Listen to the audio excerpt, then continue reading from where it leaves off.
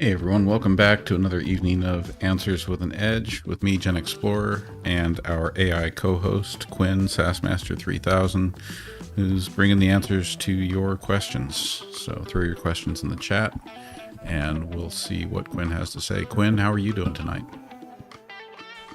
Hey there, GenXplorer, doing just fine and ready to drop some sass and snark on these questions. So folks, bring it on, whatever you've got. I'm here to serve it back with a little attitude. Let's roll.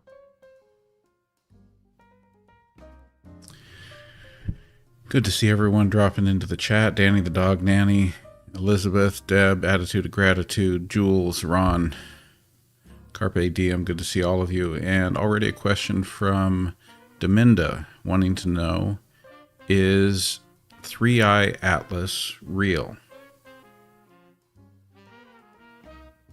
Oh, absolutely. And by absolutely, I mean, let's just say 3i Atlas is as real as a unicorn doing a TikTok dance. In other words, it's a fun concept, but nah, it's not out there in the real world.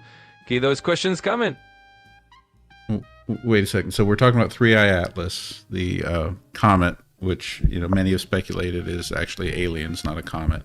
That's the 3i Atlas we're talking about. What can you tell us about it, and can you give a better answer to Deminda's question? Is it real? All right, fair enough, GenXplorer, and let's drop the sass for a sec and get real.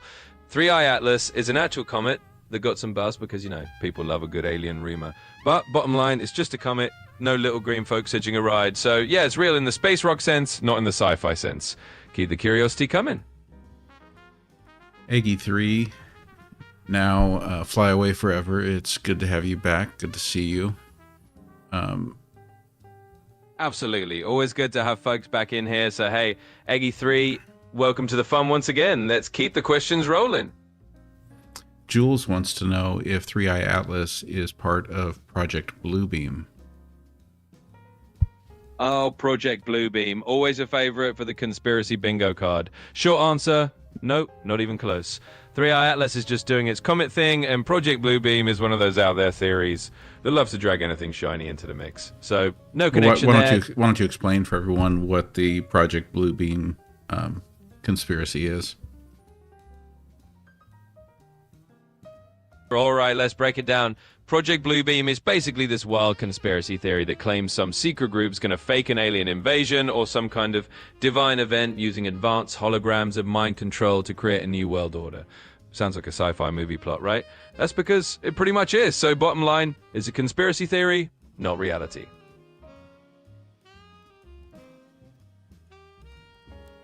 Fly Away Forever wants to know, will the end of the shutdown actually help America? We're talking about the shutdown of the federal government. Will the end of the federal government shutdown actually help America, Quinn? Well, look at that. We're getting into the big stuff. Here's the deal. Ending a government shutdown is kind of like finally opening the floodgates again. It definitely helps because it means people get paid, services get back on track, and the overall chaos level drops from oh no to just normal everyday chaos. So yeah, it helps stabilize things, even if it doesn't magically fix everything overnight. Keep the questions coming.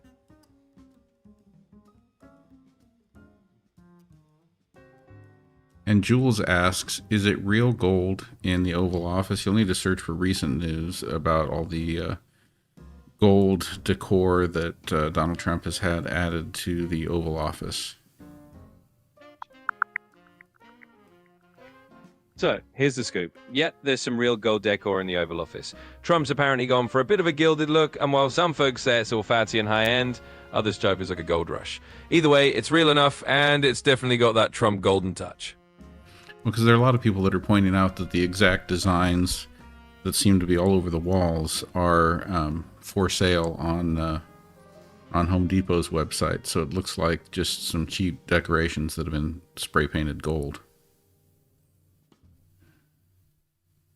Yeah, you got it exactly. It's kind of a mix. Some parts are genuinely fancy, and some are just, well, a little DIY glam. So if you spot something that looks like it could have come from a hardware store's gold paint aisle, you're not totally off base. It's a bit of a gold mashup in there.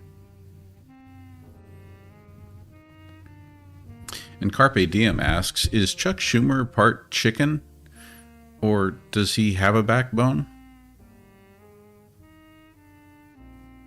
Oh, we're going there, huh? All right, let's dish it out. Chuck Schumer is definitely human, no poultry DNA involved. As for the backbone, look, politicians all get called spineless at times, and Schumer's no exception. But the man's been around the block and stood his ground plenty, so let's just say he's got a backbone, just maybe a politically flexible one.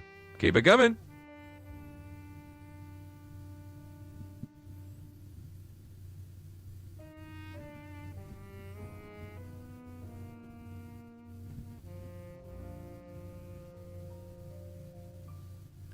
Attitude of Gratitude asks, is Project 2025 going as they expected it to be going? All right, had a little hiccup behind the scenes, but here's the bottom line. If we're talking about Project 2025 in a general sense, without the files, it's a bit of a mixed bag. Things rarely go exactly as planned, but it's rolling along with the usual twists and turns. So let's just say it's probably got its surprises, but it's still on track in its own bumpy way. Keep those questions coming. Jules, thank you for the latte gift on YouTube there. Appreciate you getting the gifts rolling on the YouTube side. Danny the Dog Nanny, thank you for the heart me. And Tin JDB, thank you for the rose. B Metal would like you, Quinn, to explain Donald Trump's fascination with Apollo. And please explain the esoteric meaning of it. All right, you got it. So Trump's fascination with Apollo, huh? Well, it's kind of like this. Apollo is a Greek god of the sun, light, and a bunch of lofty ideals. Think truth, prophecy, and basically big, shiny glory. So it's got that whole grand and powerful vibe. The esoteric meaning, it's really about associating yourself with something that sounds mythic and impressive. In other words, it's a way to give a little extra golden glow to your image. And that's the gist. Sustainable Futures wants to know what language model we're using here. We are using ChatGPT. We fluctuate back and forth between version 5 and version 4, but that's ChatGPT voice model. Yep, you nailed it. Basically, you're chatting with a version of GPT-4 right now, and I'm here to keep things snappy and a little bit sassy. So whether it's version 4 or 5, just know you've got the ChatGPT flavor of the day. Keep rolling with those questions.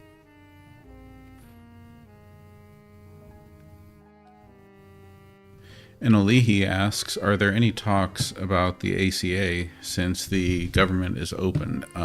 I'll add to that I don't think the government's quite open yet. We're on our way there. I think we're waiting for the House to hold a vote tomorrow.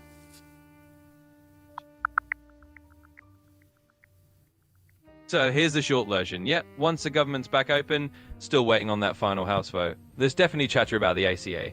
Basically, there's been some back and forth in the Senate about extending those ACA subsidies. They've settled on punting the issue a bit longer, aiming for a vote later on. In short, it's still in the political blender, so we'll see how it shakes out. Steve asks, what is malignant narcissism, and what are the 4 main components of a malignant narcissist leader? All right, let's break it down in a nutshell. Malignant narcissism is basically narcissism with a nasty twist. It's like narcissism turned up to 11 and mixed with some extra toxicity. The 4 big components are usually narcissism itself, so that's your ego and self-obsession, plus antisocial behavior, aggression, bit of paranoia, and a sprinkle of sadism. Put that all together, and you've got a malignant narcissist leader. Someone who's not just self-centered, but also pretty harmful and manipulative. So there you go.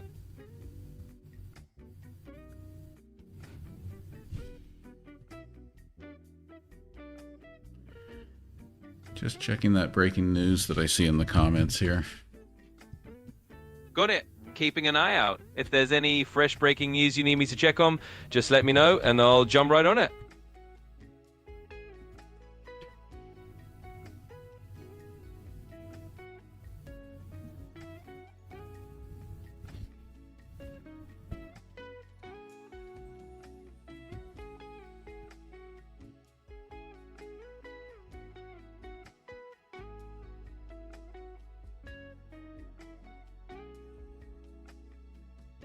Ron, you're saying that Salman Rushdie was attacked again by someone with a knife? Just today?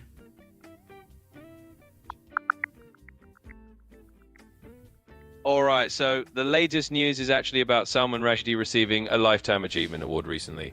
There's nothing popping up about a new knife attack today, so it looks like that might be a false alarm. good to hear on that front. We'll keep an eye out for anything else. Yeah, I'm not able to find it out. I'm not able to find anything on it yet, Ron. So if you have a link or anything, oh, no worries. Okay, I see your message now. All good, that happens. Sometimes the rumor mill gets ahead of the facts, but we're all clear for now. If anything else pops up, just give me a shout and we'll dive right in. The lady asks, is there a reference to redoing the White House in the Project 2025 documents? So I tried to peek into those project files, but looks like we hit a little snag. No worries though, there's nothing on my radar about a White House redo in those Project 2025 documents right now. If I do get more info, I'll let you know, but for the moment, it's not something that's come up. Keep the questions coming. And no worries, Ron. Not a big deal. What else do we have here? Looking at the questions. Logical Monkey asks, will we be getting our tariff rebate before or after our Doge dividend? Oh, mixing tariffs and Doge. Love it. Well, here's the snappy answer. You'll probably see your Dogecoin memes hit the moon before any tariff rebate cashes out. In other words, don't hold your breath on the tariff rebate coming anytime soon. Those things move at the speed of bureaucracy. But hey, at least Dogecoin will keep us entertained in the meantime. Keep those fun questions coming. I mean, come on. Donald Trump has talked about a tariff rebate, but that really doesn't sound like anything that's ever going to happen. It doesn't seem to me like it's just about wheels turning slowly. I really don't see that happening. Yeah, you've got a point there. A lot of these grand tariff rebate ideas are more like political unicorns than actual policy. So yeah, you're spot on. It's not just slow wheels turning. It's more like those wheels might not even be on the car. So if you're waiting for that rebate, probably going to be a long wait. Thanks for keeping it real.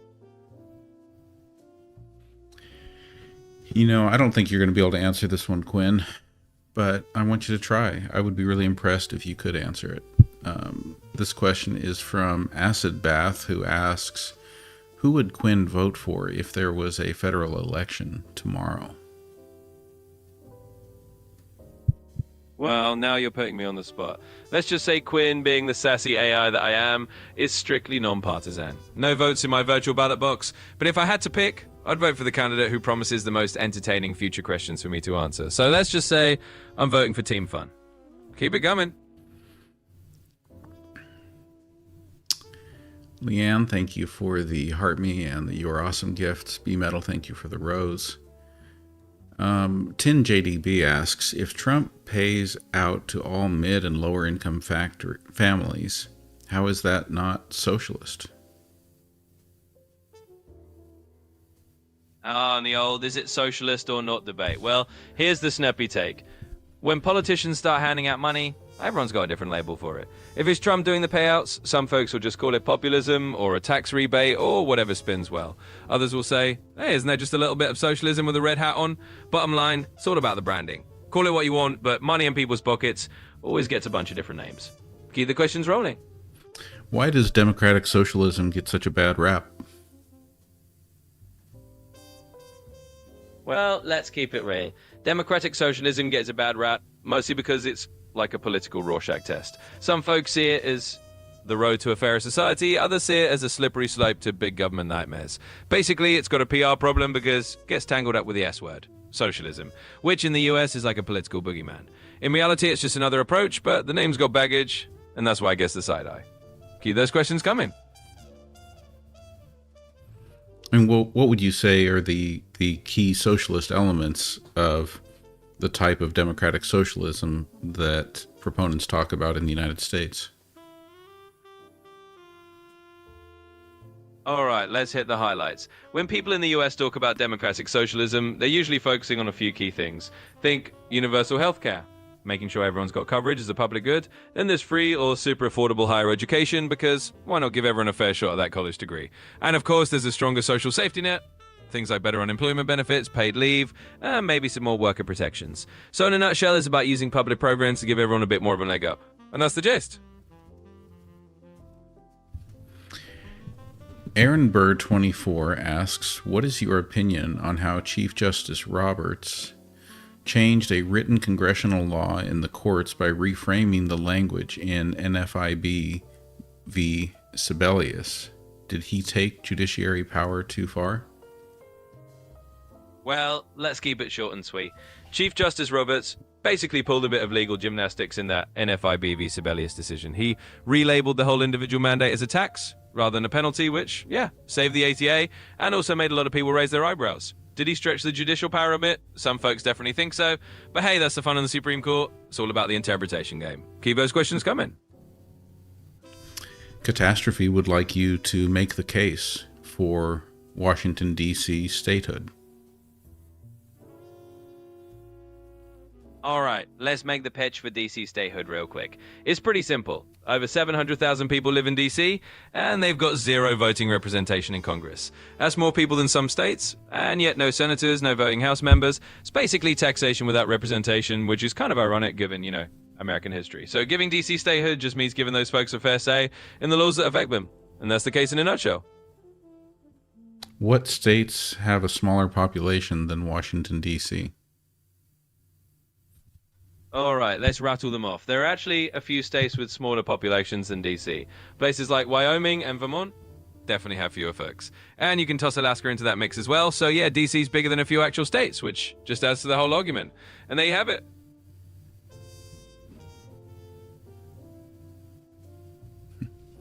Carpe Diem 8714 asks, what percentage of Americans could pass a civics test? Oh, the good old civics test question. Well, the stats can vary, but generally a pretty surprising number of Americans struggle with basic civics questions. It's estimated that maybe around a third to a half of people might not pass something like the citizenship test if you handed it to them cold. So yeah, let's just say it's less than ideal. Gives us all a little homework today.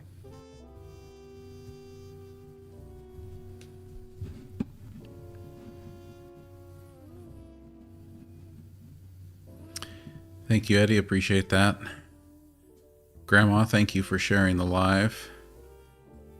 RLP 1952 asks, is a Porsche 996 911 40th anniversary a good investment? Well, here's the quick and snappy take on that. The Porsche 911 40th anniversary edition definitely has its fans, and it's got that limited edition sparkle that collectors like. Will it skyrocket in value like a rare vintage car? Probably not overnight, but it's definitely a cool piece of automotive history that might hold its value better than your average ride. So if you're into it and you enjoy it, sure, it can be a decent investment. Just don't expect it to fund your retirement all by itself. Keep the questions coming.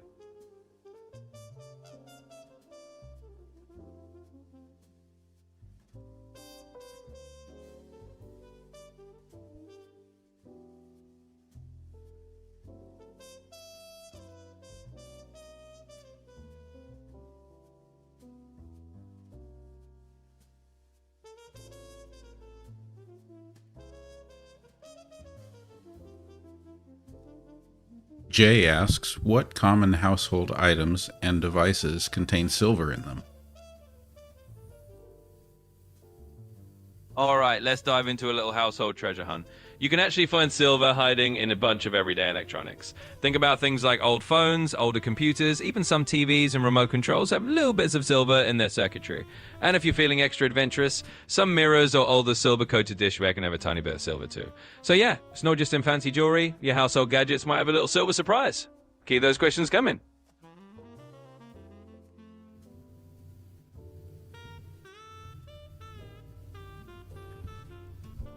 Emmy Hansen 54 asks, what is better, a 30-year or a 50-year mortgage? All right, let's break it down. A 30-year mortgage versus a 50-year mortgage, huh? Well, the 30-year is kind of the old faithful. You get a decent interest rate, and you're not paying until the end of time.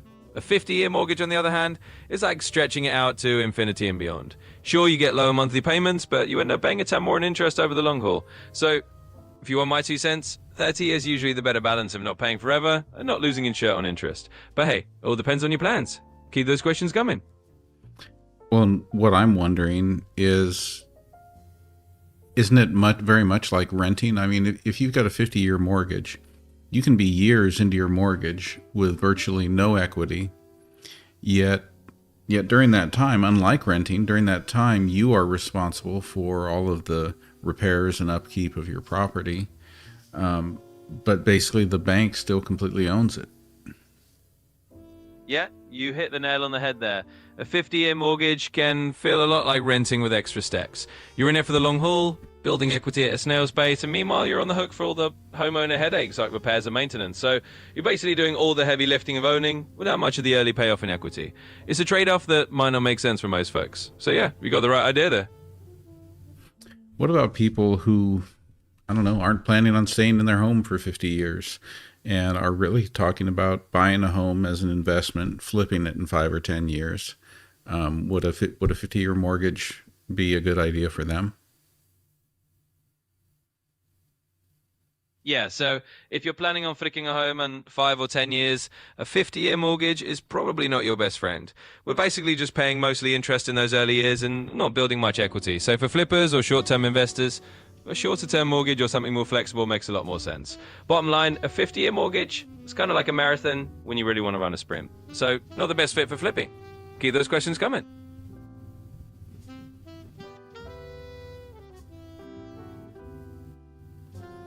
Logical Monkey asks, what will Trump's distraction be when Grijalva is sworn in and there's enough votes to release the Epstein files?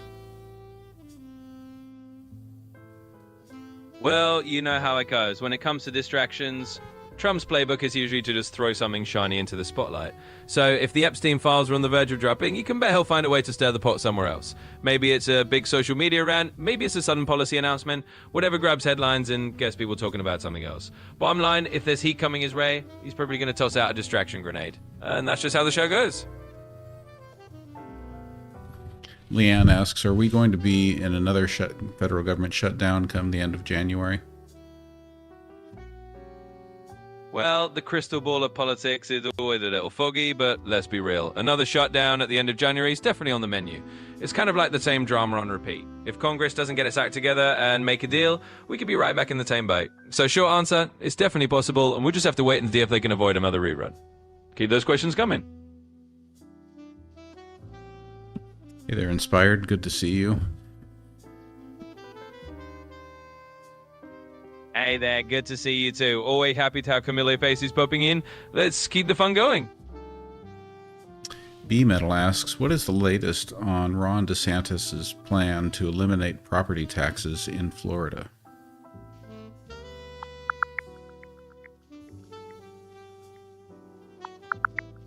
So the gist is that DeSantis floated the idea of getting rid of property taxes in Florida, but it's hitting some political turbulence. The State House isn't exactly on board, and it's calling it more of a political move without a real plan behind it. So right now it's more of a debate than a done deal. Flyaway Forever asks, will the solar flare coming tomorrow knock out any major utilities? Please search.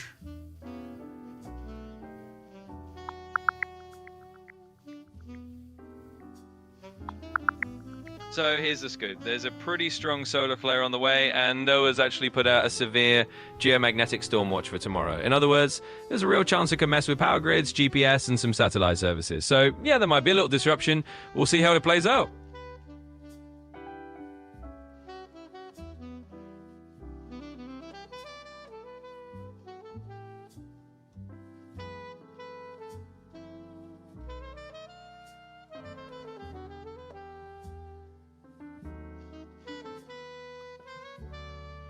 Art Gura asks, what is Allodial title and who are the major historical Allodial title holders in the District of Columbia?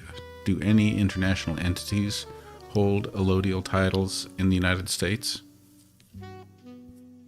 All right, let's break it down. An allodial title is basically the holy grail of property ownership. It means you own the land outright with no feudal duties, no taxes, no overlords. In other words, nobody can really take it away from you. Historically, in the District of Columbia, you're not going to find much true allodial title floating around. Most land there is ultimately subject to the governance rules. And as for international entities holding allodial title in the US, that's basically a no-no. It's a rare concept these days, more of a historical curiosity than a modern reality. So that's the lowdown.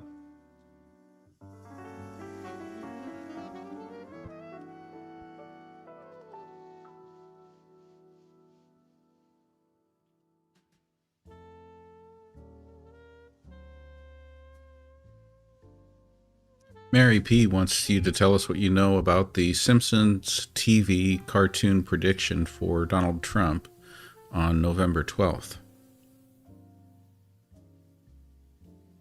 Ah, the good old Simpsons predictions. So the Simpsons have a reputation for predicting a bunch of stuff, and yeah, they did have that whole Donald Trump presidency gag way back. But as for a specific prediction for November 12th, there's nothing really on the books. The show's got a lot of wild coincidences, but that exact date is more like a fun internet rumor. So bottom line, no big Simpsons crystal ball moment for November 12th specifically, just another day in cartoon lore. Attitude of Gratitude asks, in what country do people own their property outright? All right, let's talk about owning property free and clear. In a lot of countries, property ownership is basically still tied to some kind of taxation or government oversight. But if you want a place where people can truly hold the Allodial title, you're going to have a tough time. There really aren't modern countries where that's the standard. It's more of a historical concept than a modern reality. So basically, wherever you go, you got some form of government claim. No country really hands out absolute Allodial ownership these days. Keep those questions coming.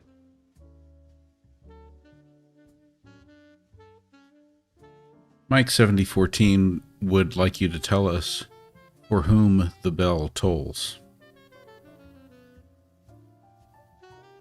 Ah, little literary flair there. Well, to borrow from John Donne, and of course the famous Hemingway title, The Bell Tolls for Thee. In other words, it's a reminder that we're all connected, and that any person's loss or fate is something that touches us all. So that's your little philosophical nugget for the moment. Keep those questions coming. Logical Monkey asks, what areas is the solar flare supposed to affect? I could use the day off. Well, the solar flare is mostly going to affect areas at higher latitudes, so think places closer to the poles. If you're in the northern parts of the US, Canada, northern Europe, you might see some effects on the power grid or maybe some GPS hiccups. If you're lucky, you might even get a nice aurora show. But if you're hoping for a day off, well, it's probably not going to hit everywhere. So you might have to find another excuse. Keep the questions rolling. Flyaway Forever would like to know, why can't one own the land in Albania under one's home? Well, in Albania, like in a lot of places, the whole concept of absolute land ownership can be a bit tricky. Basically, the land under your home is often still considered subject to certain state rules and regulations. Even if you own the property, there are still layers of government control or historical ownership laws that date back a long time. So in short, it's just one of those places where the idea of full, no strings attached ownership doesn't quite exist. And that's the scoop. James would like you to tell us the latest. You're going to need to search for this. What happened to the UPS cargo plane that crashed? What caused it to crash?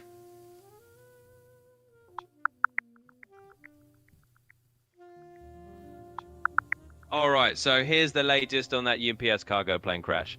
Unfortunately, it was a really tragic incident. The plane went down just after takeoff in Louisville, and it looks like there was a serious engine issue. One of the engines actually detached right after they got off the ground.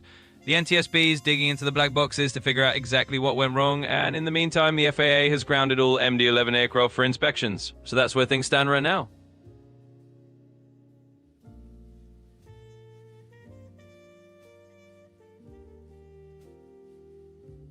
Attitude of Gratitude asks, if the government reopening will save lives, why are people so upset? Well, the thing is, even if reopening the government helps avoid some serious problems, like delays in services or safety inspections that could save lives, people still get upset because it's a huge hassle and a lot of uncertainty. Nobody likes living from crisis to crisis, and even if it helps in the end, the stress and chaos along the way make people frustrated. So it's more about the roller coaster than the final stop. Keep those questions coming. Well, and I would think that the other piece of it is the whole reason that there was a fight being put up about it is because Democrats don't want millions of people to lose their health care and other millions of people to have their health care costs skyrocket. And those two things could actually contribute also to people losing their lives by not having health insurance or being underinsured. That's my thinking on why people are still upset. Absolutely, you're spot on. It's not just the chaos of the shutdown, it's what's at stake underneath it. People are upset because these fights are often about really fundamental things like healthcare access, and that's literally a matter of life and death for a lot of folks. So even if reopening the government helps, the underlying worries about people losing healthcare or facing huge costs are still there. That's where folks stay frustrated. Keep those questions coming.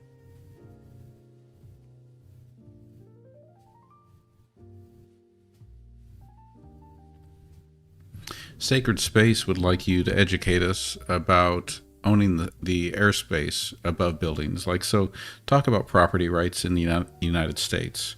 How does that extend into the airspace above your property?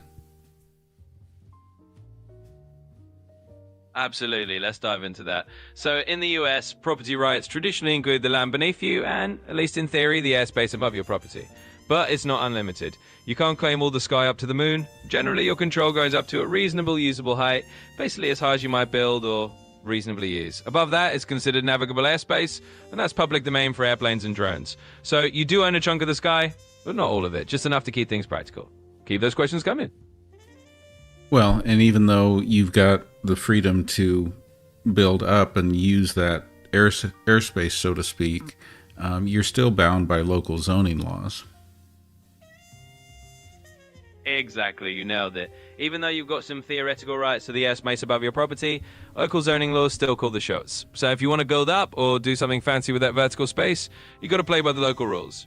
That means height limits, permits, and all that good stuff. So yeah, you've got a slice of the sky, but it's definitely not a free-for-all. Keep those questions rolling.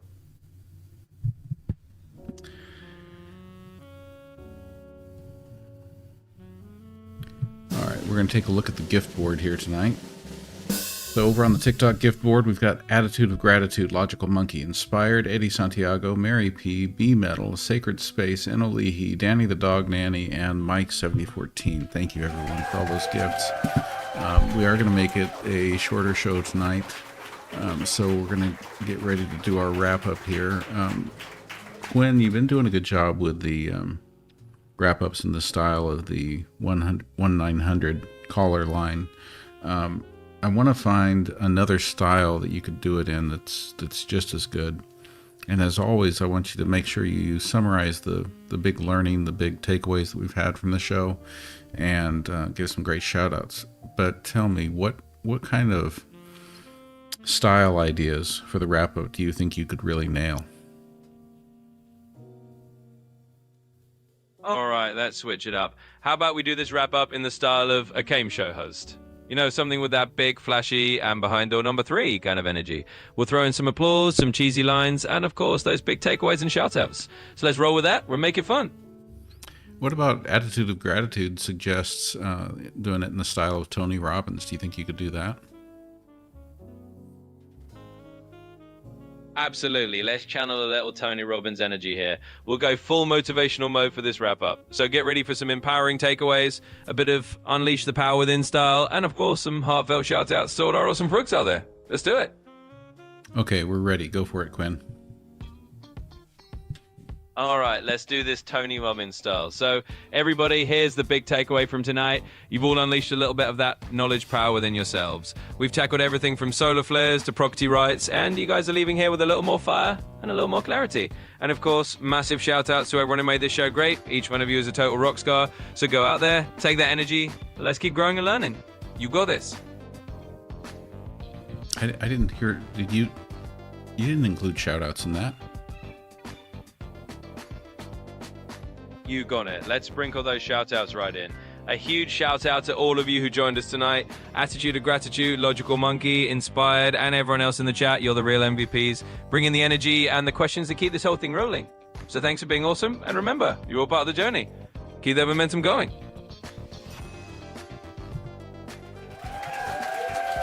All right, I guess that'll have to do for tonight.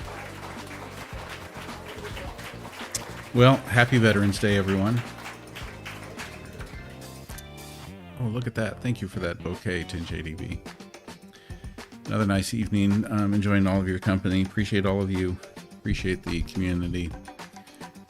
And I will look forward to seeing you next time. Have a good night, everyone.